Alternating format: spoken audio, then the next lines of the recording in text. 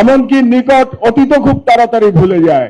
যেমন আমি দেখতে পাচ্ছি বাংলাদেশে ফিরে যে দানব শেখ হাসিনার, ফ্যাসিস্ট শেখ হাসিনার যে জুলুম, সেই জুলুম নিয়ে যেন আলোচনা ইতোমধ্যে কমে গেছে। আমরা অনেক বেশি আলোচনা করছি বর্তমান সরকারের ভালো খারাপ মন্দ এসব নিয়ে, কিন্তু তার থেকে কি বেশি আলোচনা হওয়া এখনো উচিত ছিল না যে দানব হাসিনা এই দেশটাকে কতটা ধ্বংস করে গেছে? কিন্তু সেই আলোচনা আমি কম শুনতে পাচ্ছি। এটাই বাঙালি মুসলমানের স্মৃতিশক্তি কম হওয়ার একটা প্রমাণ। তো আমি আমার দেশের প্রসঙ্গে অনেক কথা হয়েছে, আমি সংক্ষেপে দুই একটি কথা বলতে চাই।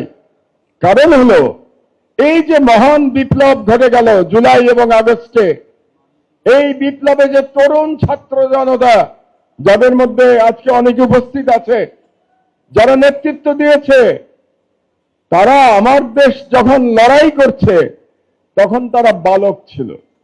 তারা আমার দেশের অনেক কিছুই জানে না। একে বাঙালি মুসলমানের স্মৃতিশক্তি নাই, দ্বিতীয়ত যারা বিপ্লবের ভ্যানগার্ড তারা ওই সময় একেবারেই বালক ছিল। তারা জানে না আমার দেশের লড়াইটা কি।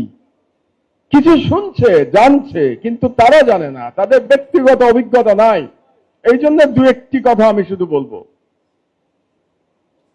আমার দেশের মাস থেকে কি লেখা ছিল থাকতো জানেন? ইয়াং জেনারেশন জানে না। আমার দেশ স্বাধীনতার কথা বলে, মাস ছেড়ে লেখা থাকতো। আজকে এই কথাটা আমার সহকর্মীরা কেউ বলে নাই। আমার দেশ স্বাধীনতার কথা বলে। কেন ছিল? এটা একটা মেসেজ ছিল। কার জন্য মেসেজ ছিল?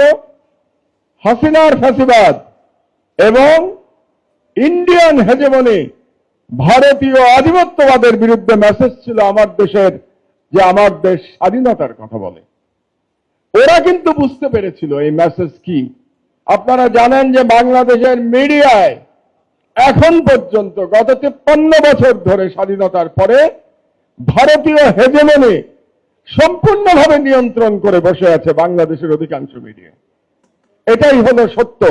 বাংলাদেশের মালিক বলেন, সম্পাদক বলেন, সব ইন্ডিয়ান এজেন্ট। এটা হলো সত্য কথা এবং এটা পরিষ্কারভাবে আমাদের বলতে হবে। তো 2013 সালের সেই বিখ্যাত 8 কলাম ব্যাপী হেডলাইন আপনারা সবাই জানেন, যে সেই হেডলাইন শাহবাগে ফ্যাসিবাদের পদধ্বনি। আমি যখন নিউজ প্রিন্টে পেন্সিল দিয়ে আমার সহকর্মী আব্দুল্লাহ এবং আবদালকে দিলাম, দুইজন মুখ চাওয়াচাই করছে।